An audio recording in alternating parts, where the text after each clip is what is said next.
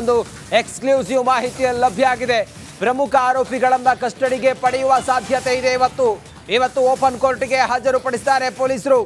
ಆ ಮೂಲಕ ಪ್ರಮುಖ ಆರೋಪಿಗಳು ಇವರನ್ನ ಮಾತ್ರ ಮತ್ತೆ ಕಸ್ಟಡಿಗೆ ಪಡೆಯಲು ನಿರ್ಧಾರ ಮಾಡ್ತಾರೆ.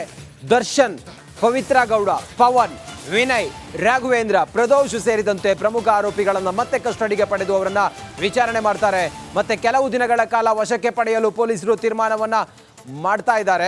ಪ್ರಮುಖ ಆರೋಪಿಗಳನ್ನ ಕಸ್ಟಡಿಗೆ ಪಡೆಯುವ ಮೂಲಕ ಅವರಿಂದ ಇನ್ನಷ್ಟು ಮಾಹಿತಿಯನ್ನ ಕಕ್ಕಿಸುವಂಥದ್ದು ಈಗ ಪೊಲೀಸರ ಮುಂದಿರುವಂಥ ಚಾಲೆಂಜು. ಆ ಕಾರಣದಿಂದ ಮತ್ತೆ ಇವತ್ತು ಕೋರ್ಟ್ ಮುಂದೆ ಹಾಜರುಪಡಿಸಿ ಅವರನ್ನ ನಮ್ಮ ಕಸ್ಟಡಿಗೆ ಕೊಡಿ ಅಂತ ಹೇಳಿ ಕೇಳೋ ಸಾಧ್ಯತೆ ಇದೆ. ಅಗೈನ್ ಲೈವ್ನಲ್ಲಿದ್ದಾರೆ ನಮ್ಮ ಪ್ರತಿನಿಧಿ ನಾಗರಾಜ. ಈ ಸಾಧ್ಯತೆಗಳಿದೆಯಾ ಇವತ್ತು ಈ ಪ್ರಮುಖ ಆರೋಪಿಗಳು ಪೊಲೀಸರ ಕಸ್ಟಡಿಗೆ ಮತ್ತೆ ಬಂದು ಈ ಪ್ರಕರಣದ ಇನ್ನಷ್ಟು ವಿವರ ಅಥವಾ ಸಾಕ್ಷಿ ಮತ್ತೊಂದೆಲ್ಲವೂ ಕೂಡ ಸಿಗಬಹುದಾ, ಹೇಗೆ ಅಂತ?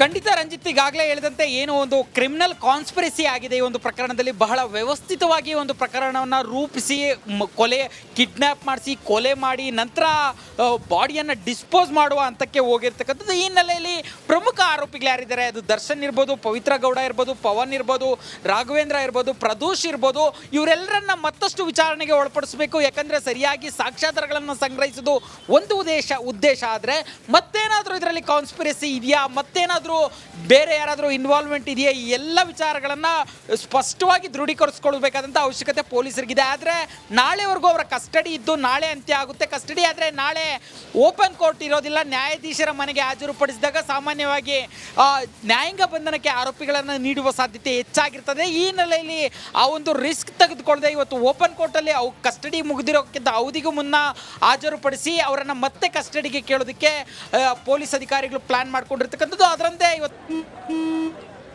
ನಡಿ ಈಗ ಶುರು ಮಾಡೋಣ. ಕೇಸರಿಯಿಂದ ಮನೋಲ್ಲಾಸ ಮನಸ್ಸು ಮತ್ತೇರಿ ಕುಣಿದಾಡಿದೆ ನೋಡು, ಮನಸ್ಸು ಮತ್ತೇರಿ ಕುಣಿದಾಡಿದೆ ನೋಡು. ಕ್ಷಣ ಕ್ಷಣವೂ ಆಚರಿಸಿ ಕೇಸರಿ ಹಬ್ಬ. ವಿಮಲ್ ಬಾಯಲ್ಲಿ ಹೇಳಿ ಕೇಸರಿ. ಸಂಜೆ ವೇಳೆಗೆ 24ನೇ ACMM ನ್ಯಾಯಾಲಯದಲ್ಲಿ ಆರೋಪಿಗಳನ್ನು ಹಾಜರುಪಡಿಸಿ ಕಸ್ಟಡಿಗೆ ಕೇಳುವ ಸಾಧ್ಯತೆ ಇರತಕ್ಕಂಥದ್ದು. Ranjit, okay, thank you Nagaraj ನಿಮ್ಮೆಲ್ಲ ಮಾಹಿತಿಗಾಗಿ.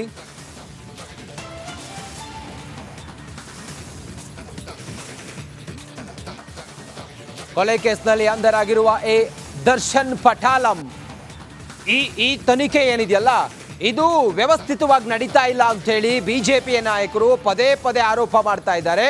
ಈಗ ರಿಪಬ್ಲಿಕ್ ಕನ್ನಡಕ್ಕೆ ಎಕ್ಸ್ಕ್ಲೂಸಿವ್ ಆಗಿ ಮಾಜಿ ಗೃಹ ಸಚಿವ ಅರಗ ಜ್ಞಾನೇಂದ್ರ ಅವರು ಮಾತಾಡ್ತಾ ಹೇಳಿದ್ದಾರೆ, ಇದು ಪೊಲೀಸರ ನಡೆಯ ಬಗ್ಗೆನೇ ಅನುಮಾನ ಮೂಡ್ತಾ ಇದೆ ನಮಗೆ. ದರ್ಶನ್ ವಿರುದ್ಧ ಕ್ರಮಕ್ಕೆ ಬಿಜೆಪಿ ನಾಯಕರು ಆಗ್ರಹ ಮಾಡ್ತಾ ಇದ್ದಾರೆ. ಪೊಲೀಸರ ನಡೆಯ ಬಗ್ಗೆ ಮಾಜಿ ಗೃಹ ಸಚಿವರು ಅನುಮಾನವನ್ನು ವ್ಯಕ್ತಪಡಿಸಿದ್ದಾರೆ. ಇದು ರಿಪಬ್ಲಿಕ್ ಕನ್ನಡದ ಎಕ್ಸ್ಕ್ಲೂಸಿವ್ ಸ್ಟೋರಿ. ನಾವು ಹೇಳಿದ್ವಿ ಪೊಲೀಸರು ದರ್ಶನ್ ಅನ್ನ ಬಚಾವ್ ಮಾಡೋದು ಅಥವಾ ಅವರ ತನಿಖೆ ಏನಿದೆಯಲ್ಲ ಅದು ದರ್ಶನ್ ಪರವಾಗಿದೆ ಅನ್ನೋ ರೀತಿಯಲ್ಲಿ ನಾವು ಸುದ್ದಿ ಮಾಡಿದ್ವಿ. ಈಗ ಬಿಜೆಪಿ ನಾಯಕರು ಕೂಡ ಇದೇ ಅನುಮಾನವನ್ನು ವ್ಯಕ್ತಪಡಿಸ್ತಾ ಇದ್ದಾರೆ. ಹಾಗಾದ್ರೆ ಮಾನ್ಯ ಮಾಜಿ ಗೃಹ ಸಚಿವ ಅರಗ ಜ್ಞಾನೇಂದ್ರ ಅವರು ರಿಪಬ್ಲಿಕ್ ಕನ್ನಡದ ಜೊತೆಗೆ ಮಾತ್ರ ಮಾತನಾಡ್ತಾ ಏನು ಹೇಳಿದ್ದಾರೆ